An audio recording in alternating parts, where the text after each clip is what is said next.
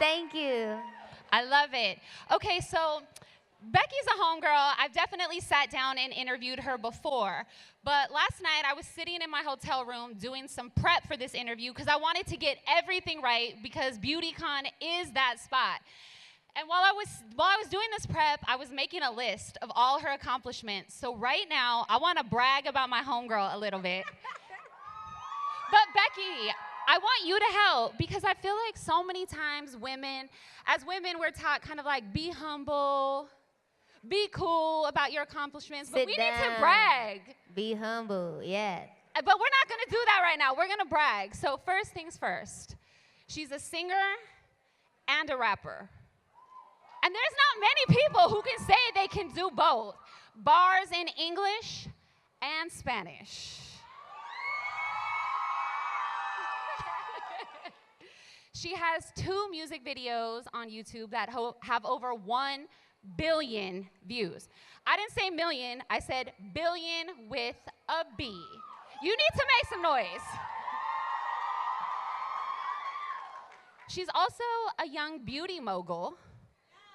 I mean, just this week, she dropped 2 new lip shades.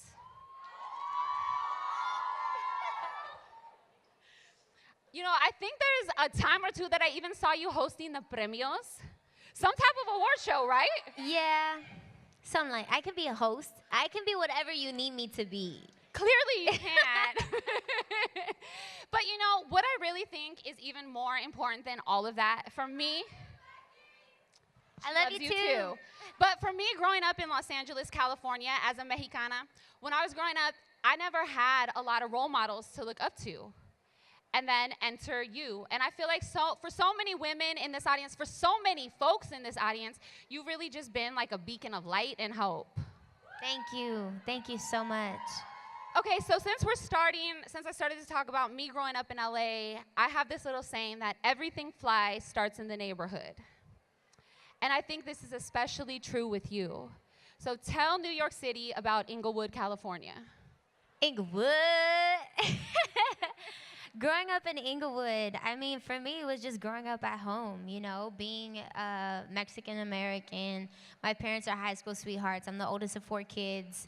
And I come from a very big family. On my mom's side, I'm one of 19 grandchildren. On my dad's side, I'm one of 15 grandchildren. And I've only ever known being around and surrounded by love and so many people and, of course, our Latin culture, right? So I've grown up living simultaneously in 2 worlds at the same time. You know, I know that you show your family a lot on Instagram, and it's something that I love so much. We were just talking backstage about how we're both the oldest of really big our families, yeah. And we both had really young parents, and I think that's just one more point where we all relate to you so much, right? Like your neighborhood looked like my neighborhood, your family looks like my family. But when you go home and you're hanging out with your family, like, what's the dynamic like? Do you have to do dishes? Yep. Do you have to take out the trash? Yep. All of it. That's the truth. Can you guys hear me okay? Because I feel like I can't really hear myself. Okay, you good? Can you guys hear me? Okay, good. I just wanted to make sure. For me, when I'm at home, I mean, before I started in the entertainment business, being the eldest of you know, the 4 siblings in the household, it was like really important to me to set a good example. And I feel like that hasn't changed, even though I have started to pursue the career that I'm doing. Obviously, I do it now on a much bigger scale, but fortunately, when I go home, I'm not Becky G, I'm just Rebecca, I am B, I'm a sister, I'm a daughter, I am a niece, I am a granddaughter, and for me, that gives me a lot of fuel to keep going because I feel like I'm not normal, my career is not normal, but to have a sense of normality feeds a part of me that's human, you know, and I feel like I try to share as much of that as possible with my audience, with my fans, but you know, at home, like home should always be home, and fortunately it always has been. I absolutely agree, and I think like you show your mom a lot, and she's so gorgeous. I feel like you're her mini-me. She's really cute. Yeah. But this is Beautycon, and I think that so much about our Latina culture is based kind of like in a lot of tradition, right? What's the best beauty secret that you have learned from your mama? or even your abuelita? Yeah. I think there's two things. I mean, if we're talking like actual like product, like one thing that I took from my mom, like growing up, seeing like her high school pictures or like watching her apply makeup, like she always had a bomb lip liner. Like my mom was known for the lip. I don't know if it's like a like LA like young chola thing where you gotta have the like nice lip liner, but like literally like that's one thing I took away from my mom as far as like watching her do her beauty routine growing up. But then I also think a smile is like such an important thing to have in your makeup kit because a smile can't be faked. You shouldn't fake it. And seeing my mom and my grandmothers grow up and wear a smile so beautifully with or without makeup has just always been a huge inspiration to me because that means that they are happy with their lives. That means that they are fulfilled and with purpose and living up to that purpose. And I, a couple times in my life, was like, yo, I can't fake the smile no more. Like, I need to find that smile, that genuine smile. And I think that's, like, one thing that in a makeup kit is really hard to find. It's funny because I even think backstage we were talking and taking a few shots. And I was like, you know what's so fun about you is, like, I was even thinking about the last 3 weeks of your life. Right? Like, there's been a lot going on. And I know that you all follow Becky as well. Like, you're watching all these singles drop and these lip colors drop. And I'm like, through it all, you're so kind and you're so sweet. And you continue to wear that smile. And I think that's really an amazing takeaway for everyone in the audience. It's like, yeah, we got to keep our lip liner on point, but we also got to keep that smile. Yeah, smile and just be a good person. I believe in being a good person. There's a lot of bad people in this world, but there's a lot more good people in this world. And I think if you can be one of those people, that's something to take pride in. And that's something that I take pride in. I know my parents raised me in a household of not treating people based off of, you know, the color of their skin, what religion they stand for, who they wanted to love, or whatever. It was more like based off of how they treat you as an individual and just always be a good person, you know? And I have a lot of rough days, and if you do follow me on social media, you know I get like real on that stuff. Like, you totally do. I'm yeah. like, okay, and some people are putting like, it out there. some people are like, did you really just like share all that?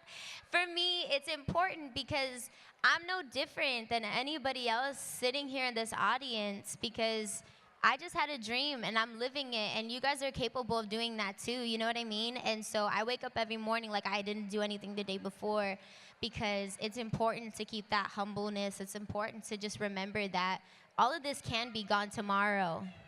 No, absolutely. And you know something that I noticed? So we hung out maybe right when Mayores dropped is the last time that I saw you. True. How long ago was that?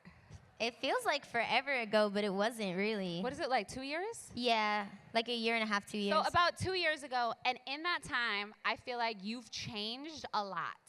I feel like you really have found kind of like your footing and your voice. And I'm just like, wow, like it's been so amazing to see like just from then to now. And it's been a lot of music that has dropped since then. But what really shifted kind of like internally for you that made you feel, that maybe helped kind of like with that progress and with that growth? I think a lot of things have changed, but a lot has also stayed the same. Growing up in the spotlight, I guess you can say, especially now with social media, I think a lot of people in my generation can relate to this, even in a much smaller platform, is that like we're so exposed. Like, we are so exposed from every aspect of our lives. And when I look at when I started, like, I was 9 years old when I started working. Like, that's really young. And I got discovered at 14 years old and signed my first record deal, still very young. But I identified as a young woman already. I thought that I had to woman up and own up to this responsibility and take advantage of the opportunities in front of me. And I can say truthfully in front of, you know, all of you guys that I've always tried to be honest with myself, but I definitely got lost in the sauce at one point in my career because of peer pressure, because of thinking that I had to be something that I'm not. to fit into the box that people tried to put me in. Yeah, well, I think something else that's really hard, and for you guys all out there, I started my career as an artist a little bit in the same space as Becky, and I started young, not as young as you, but it's also hard when I feel like I was really impressionable, and I wanted to do the right thing, and so I'd be like working in the studio with someone who had a record in the top 10, and I'm like, okay, I gotta listen. Right. Like, they know better. And Right. so along the way, kind of like started to not trust my instincts as You much. doubt yourself. Yeah. Totally. And I think feel that's like, part of being human. Exactly. And so I think sometimes when that happens, and it's kind of something that I was like, I didn't know you well enough to be like, yeah, that's what's been going on with her. Yeah. But then when I saw you kind of like rise up since Mayores, I'm like, oh, she took control. Right, and that's what I think was like the shift for me in my career, was really taking agency, taking responsibility for the opportunity that I was given to make the most out of it and say, yo, I am Becky from the block. I did get signed as a rapper. Like, I am, from Inglewood. Like, why did I fall under the pressure of people to make me something that I'm not because I thought that was going to be successful? When to me, success comes in different shapes and sizes. Success is waking up in the morning. It's like little things like that are so simple that I realized luckily I was young enough to learn from it, but I had reached a level of success in my career for things that I necessarily didn't even connect to, right? Like, for instance, I always use this as an example because maybe there's some people who discovered me from this song, but I used to be known as the singing in the shower girl. Who knows that record? And that's cool, but nobody knew who Becky G was, because the reality of it is that Shower could have been sang by any artist, because the song was fun, and I'm lucky that it was my song because it took me to a lot of amazing places and taught me a lot of things, but it didn't have my identity. It didn't have me in it. What helped you find that identity? Was it maybe like a shift in your team? Because I noticed when you came in to Beats, when I interviewed you, something that I was really excited about, and for me, a little bit growing up in music, I didn't have a lot of women on my team. And that's something that I noticed the first time that I sat down with her. I was like, wow, this is crazy. Because for me, traditionally, I wasn't sitting down with women executives. I wasn't sitting down with women managers. Right. And then I saw your team. And then I saw your team today. Rolling so talk deep. about your team a little bit. I got and talk all about my that girls with me. That's true. No, that definitely, I think, was part of the shift. There was a lot of things that were part of the shift. I think the, amazing, talented women, very, very capable, very knowledgeable women that I've surrounded myself with have helped me and inspired me to get to where I am today. But also being scared.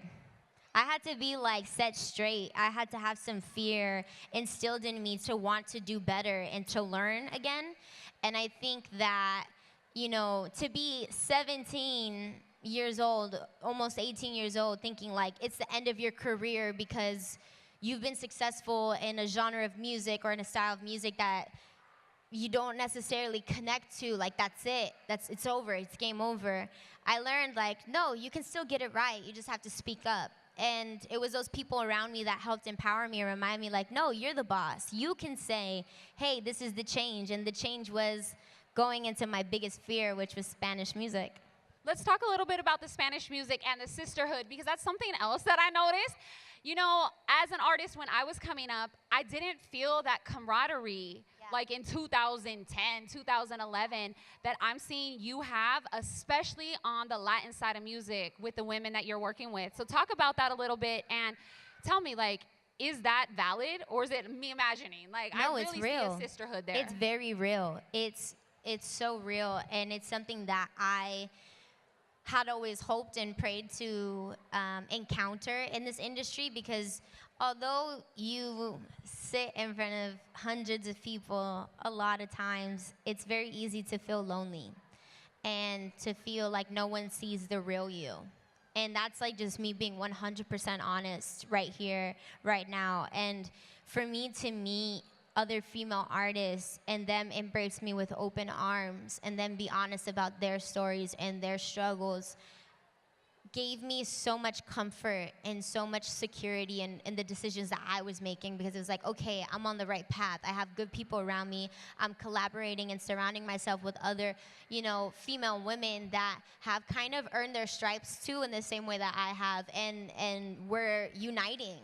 And that wasn't like fake. Like, that's real. Like, Nati, Carol, Leslie Grace, like the list goes on and on. Like, these Anita, are real. Anita. this week. Banana just dropped a couple days ago. Like, this is real relationships that I, like I said, I hoped and prayed for growing up, because it was a very lonely journey. Kind of speaking on that journey a little bit, I even noticed you post things like 17 days working, like no days off. And I think, like, we're here at Beautycon and we talk a lot about self-care and self-love. Like, what even happens when you have to work that many days in a row? Do you really want to know? No, do we really want to know, y'all? It's not cute. No, like, let us know.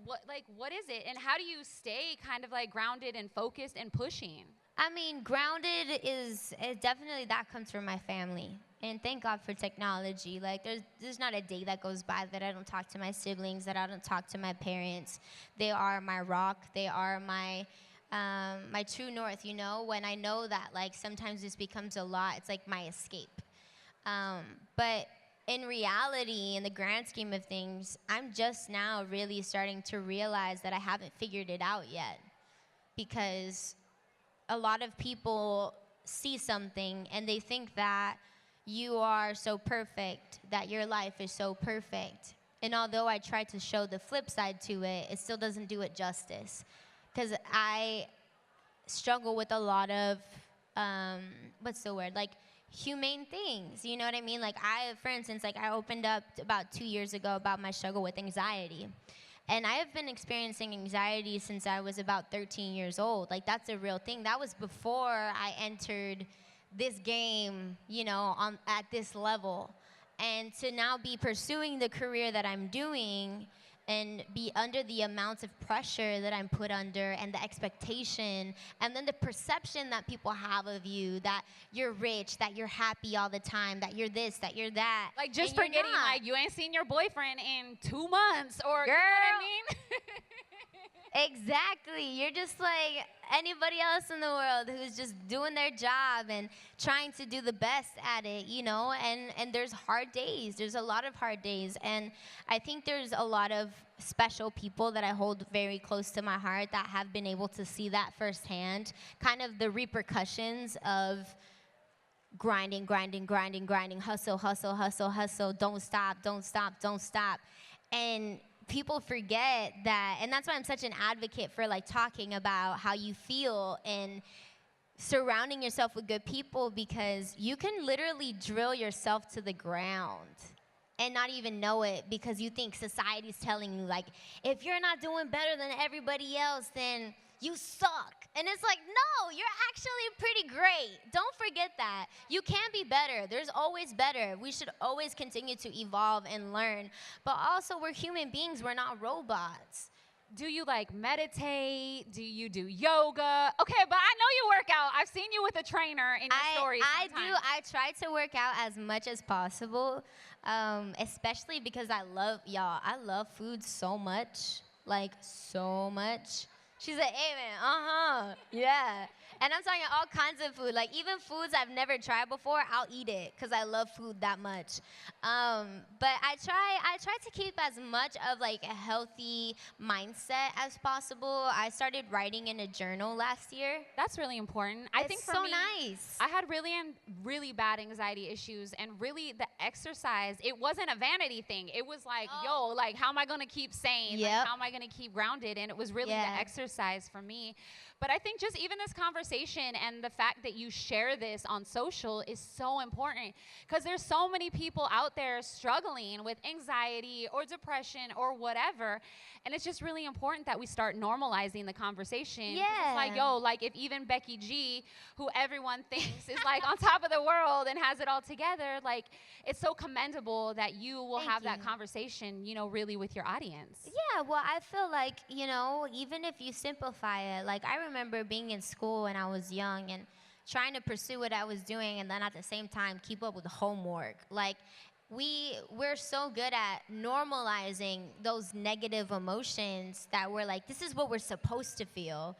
We're supposed to feel stressed. We're supposed to feel, because that means that we're doing a good job. And it's like, something's wrong, actually, you know? So I think if we start shining a light upon that, yeah, this is very common, but we should work on ourselves and find healthy coping mechanisms and start bettering ourselves in other aspects of life so we can enjoy what we worked so hard in. Like, once I started focusing on myself, I was really able to enjoy the fruits of my labor and enjoy being on stage and connecting with people, because I hit like a funk, and I was like, I can't really do this. I can't connect because I don't even know who I am. I don't know what's going on, you know? Right. No, I feel you.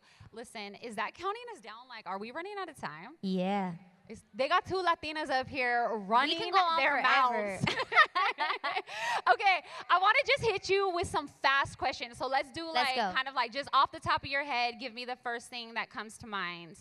Okay, so I think you may have already covered this, but lip liner or eyeliner? Lip liner. Do you have a mantra that you say to yourself, like when you're gonna go on stage, or like what do you like? How do you get into that mindset? You tell the truth, because now I know. I grew up in like a sports family, so there was two quotes. Don't let the fear of striking out keep you from playing the game was like the main one that I like grew up with. Gotcha. Okay, so you've collabed with like everybody already. Who's on your wish list? Give me two people. Bruno Mars is one of them. I love Bruno. And Cardi B. I love Cardi. If y'all are here tomorrow and you see Cardi, you're gonna let her know, right? Because when I was doing that prep, I was like, I already found out she's already a fan. So it's just, we gotta just put it into the universe for that collaboration to happen. Okay, acrylic nails or natural nails? I mean, you should always give your natural nails a break, but I love acrylic nails. Like, I went kind of semi-natural for this, but like, I usually have nails like yours. Okay, so we're at Beautycon. We have to talk about the lip colors that you just dropped. Yes. And your beauty line. Just give us a little bit about like what that experience has been like and what we can expect next. Is there going to be more makeup? There will be more makeup. I just released my line with ColourPop. Yeah. Y'all better go get those two new colors before they sell out. So I released the Salvaje line a couple months ago, and the reception was so amazing. And for me to have always been a fan of the beauty world and loving makeup and having another form of self-expression through makeup be so second nature for me was really exciting, because I've never really dived into that world. And they embraced all of my ideas with open arms, and Salvaje was born. I came up with a eyeshadow palette. We have 5 lip colors, we have 2 highlighters, and then when my 2 English singles came out, LBD and Green Light Go, which just dropped really recently. Literally recently, like the start of this year and like this month, basically. I reached out to them and I was like, yo guys, what do you think if we do some exclusive 2 colors inspired by LBD and Green Light Go? And we named a color actually after Green Light Go called Fee Fi Fo.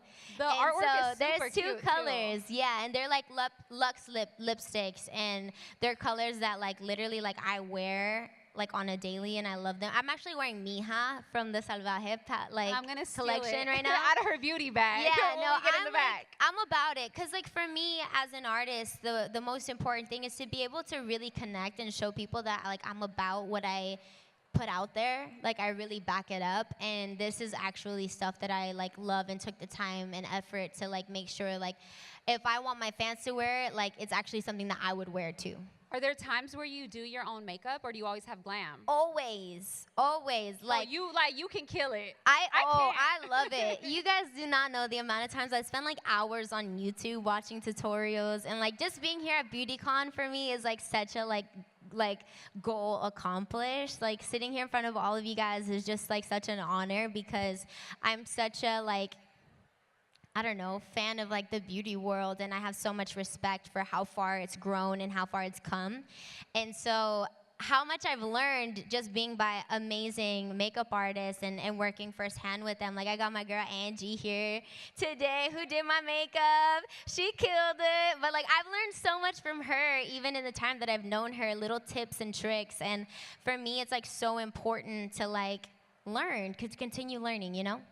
Okay, I need a Beautycon official to let me know, are we running out of time? It says that we have I don't know. That 2 looks like minutes. 2 minutes. I think we need to throw it to some. I'm like, I don't want to believe that. I think It's we need okay. to throw it to the audience for some questions. Do we have any questions? I want to know. Okay, look, we got over here. Hi. Hello. I just want to say I love you to death. You are the best. That's it. I didn't I have a love question. you I'm too. sorry, guys, but I just It's okay. I love you too. Thank you for sharing your Okay, love. do That's we got amazing. a question? Do we have a question? On this side, where we On going? this side somewhere? Hello. Hello? Where we at? Hello? Hi. Where? I don't see. Oh, right. Hi. Hi. There you are. First of all, I love you both. You're amazing. I'm from Ecuador. I'm a Latina, and I love makeup. Yes, go makeup. And I work in the makeup industry. I know. But I want to know, how do you deal with being the only Latina? Like, for me, it's really hard being like in conference rooms with other makeup. Like, I told you I work in makeup industry. Like, being in a conference room and being the only Latina. I think there's two sides to it. I think there's a side of me that relates to you so much because we should be very proud. We should be so proud that we've even made it into the room, because not that long ago we didn't even have that opportunity. But I also think that it's really sad that we're the only ones. And I think we have to take advantage of that opportunity and take it and multiply it into 10, into 20, into 30 opportunities, and share it with the ones around us that are just as talented and capable of us, so we can start expanding. Absolutely. And it's just a blessing that you're even that Latina in the room, because you're Yeah. opening doors Like, for good on everybody you. else, just like she is. Okay, we're going to take one more question. One more question. Okay, over here. Hi, I just want to know, how is it making music with Bad Bunny and Unwell? Bad Bunny, bad. Oh my God. Yeah. Hello, Bad Bunny. I got to kiss Bad Bunny in a music video, and that was like, guys, like, I'm being honest, like, that was like something that like was like in the treatment and stuff, and like we were like, okay, yeah, let's do this for the music video. But like, I didn't know that video and like what we created in that song was gonna like grow to be what it's become. And I'm just so proud, because he's such a great friend of mine, and he's so amazing and so humble and so talented. And so yeah, I love him, and Anuel is just as amazing. Like,